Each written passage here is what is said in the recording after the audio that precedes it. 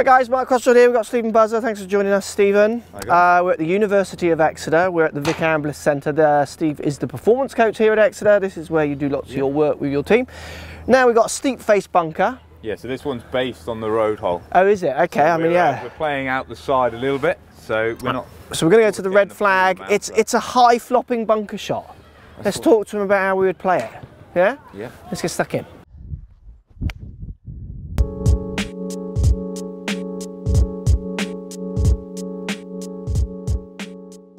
Right, Steve, so I'm going to have a go first. I've got a decent lie, definitely big lip, and it runs back into me here quite a lot.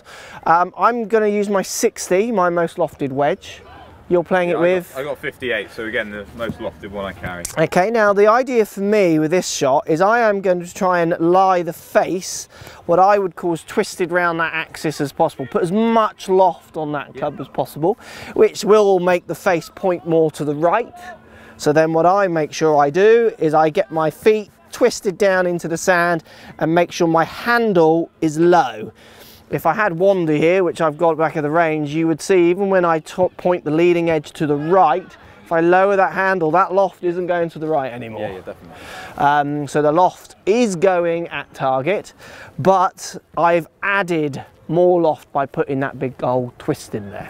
Now the problem with doing that, adding that amount of loft, is the ball's going to go up and not very far. So what I'm going to do is make quite a good old swing at the ball. I'm going to be relatively confident, kind of almost shoulder height feeling with my hands. I'm going to really commit. And I'm going to splash it. You know, I'm going to hit my inch behind and I'm going to just take a good amount of sand out of there and make sure I'm coming through the sand with a good old follow through. So I give it a go. So I've twisted the club around the axis of the shaft and then gripped it. I've not gripped it then twisted it. So I've gripped the more lofted wedge. That's a really big mistake people make. Important thing, because people twist around and then you think as soon as you take the club away, they twist it back. Exactly. I am trying to keep that loft on that club. I'm trying to keep that twist in there. So I'm basically setting the club up with that more loft. Let's give it a go. So I've gone down into the sand, bit of balance, but more so I can get my handle nice and low with that extra twist. And then I'm going to try and take an inch, about an inch behind is what I always focus on with a good follow through. And splash it out. A tiny bit nipped, but it's still on the green and I would take that. Let me do one more, just to get that strike a little neater.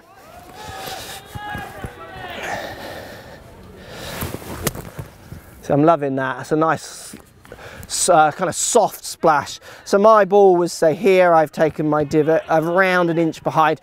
Plenty more divot ahead of the ball as well because of that commitment to that follow through. How would you play it? Pretty similar. Commitment is a word you just used then.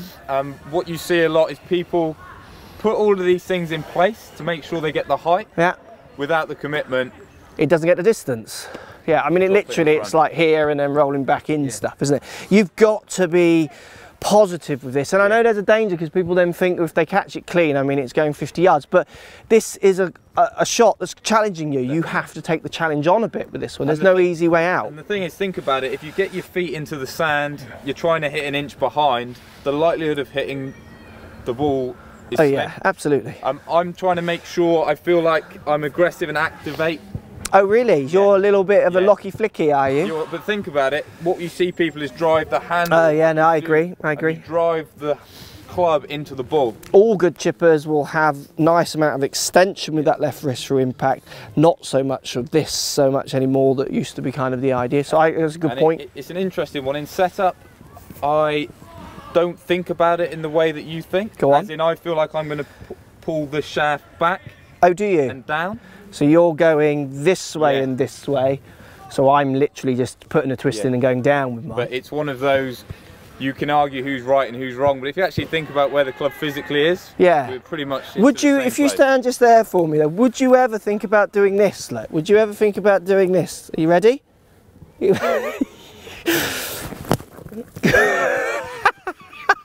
Anyone who watches Vines, just a little buzzer dig there. Sorry, Buzzer. We'll get better. I had to put that in. We're in a bunker. I had to put that in. Go on, Buzzer. Play it. I might put a rugby tackle in. Yes. So back on top. The Buzzer stab. Hashtag. And what I'm really doing is trying to make sure I turn the body, keep turning the body. Okay, yeah.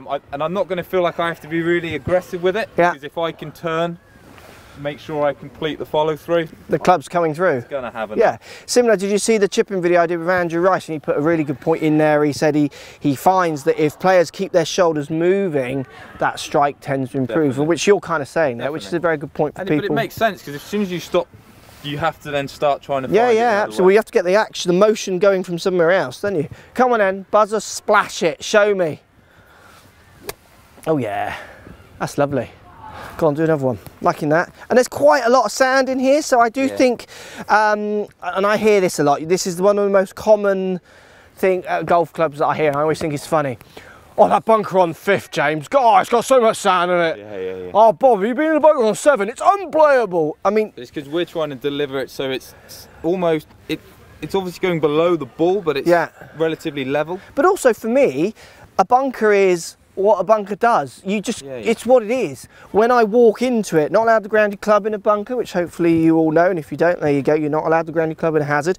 I will walk in and I will be feeling through my feet. I won't be testing, but I can just feel if there's a lot of sand. As soon as I wiggle down in this one, I thought, oh, there's a lot of sand in here. So I'm going to be maybe fractionally changing the way I might play it. Or, I mean, for me, when I get a lot of sand, basically I just hit it harder. Yeah. Because the chances are I'm going to duff it. I like, so when you play like links courses, when you've got that sort of beach sand in there. But the issue is if you, again, driving with the handle a little bit. Yeah, you got that leading edge going in. It's digging. Doesn't want to you get the Buzza stab if you do that. If you're not he hates that vine. He asks me every day to take that vine down. Go on, one more, Buzzman, splash it. I never asked that. I know you're never going to do it. You only ask for things if there's a possibility it might happen. Go for it, splash it out. Higher again. Okay. So I'm now going to open up a bit. Oh, so you're aiming for the left? Yes, but I'm going to use the same technique. Okay. So although I'm changing the delivery. Yeah. I'm not actually changing, so again, I'm not pulling the hand. So do you feel like you're going to hit across this more to go higher, do you? It will do, but it's relative to me. Okay, yeah. Show me. Yeah, I like that. That roll out. Oh, it stopped. That was unlucky. That was rolling out lovely. That would be the one that if I'm really confident and going for it. Tight pin. Good stuff. Well, there you go. Look, I mean, key points for me. I think you need to be aware of the sand you're going in. I would, if I could put a ban on certain phrases in golf, one of them would be, "Oh, this bunker's got this." You know, you only found that out once you played it. I mean, you knew. Come on, it's an excuse. It's a male ego excuse. It's a rant. This is a rant, but it's true. It just winds me up. You know, when I played in pro-ams, I used to play in pro-ams, they're set, and I just think, oh, really? You just hit a bad shot, Captain. Come on. Come here, you. So look, key points. You want to try and feel what kind of sand you're going into. Yeah. I would definitely say that we do feel if there's a lot of sand or not much. So you watch some of the course vlogs, you'll hear, I've heard Pickard say, "Oh, there's not much sand in here." You know, he's already feeling it before he's played the shot. For me, the twist around the axis of the shaft to add loft, if you want this high bunker shot, then gripping is a key trip up for lots of people. They just maybe twist, and like you said, then they're putting the counter twist back in and getting that leading edge in and digging. Once you put that twist in, the leading edge and the face, if the lie is true to how the club is manufactured, will point right. So you need to counteract that with a lower handle. Wiggling your feet in and a good amount of commitment for me are the key points there, really. Anything to add on commitment? Commitment. Commitment. That's half the battle. Is definitely the key. Oh, here we go. I can't resist. There we go. Good stuff. I'll close now. Thank you, Stephen. As always, thank you, University of Exeter, for an amazing facility. Thanks for watching, guys. Post comments down below. Let me know how you play a high bunker shot. Is it a shot you hate or you love? Interesting point before we quickly close there. I always think in pro events, if they took bunkers away, they would have higher scores. But for amateurs, if you took bunkers away, they would have better scores. Amateurs hate bunkers. Pros, you'll hear them on the telly call for it to get into a bunker. And the reason being is they can get good amounts of control and spin out of a bunker. Get practicing in them. They're actually, on the PGA Tour, they're not a hazard hardly anymore. You know, they want them in the bunker. They don't want to be... Memorial is his tournament. Yeah, yeah. He actually changed the rake, didn't he? Oh, did he? What, to make it rougher? Yeah, he put a rake and he got... Every other one was missing, so it's like a bit to try and make it a hazard. Yeah, absolutely. I mean, I honestly think if you took PGA Tour events, took bunkers away and just made them rough around the greens, pros hate being in the rough because they get no spin, can't control how it comes out very easily. They're dropping shots in a bunker. We're talking 9.5 out of 10 for a good player. They get a percentage, 9 out of 10. They're getting up and down, so they want it in that bunker. So get practicing them, guys. There are people out there mastering them and are taking advantage from them. Thank you, Stephen. Thanks for watching, guys. Post comments down below as always. Goodbye. So if you like what's going on here, don't be afraid to subscribe to the channel. Also thumbs up the video, post comments. Love to hear what you guys got to say. Let's keep it social. The more we talk, the more we share, the easier this game will get for everybody. So if you want to find me on Facebook here, you can find me on Facebook. If you want to tweet me, find me on Twitter here as well. Just follow the links, all in the description. Come and join the show, get active, get involved, get playing some better golf. Thanks for watching.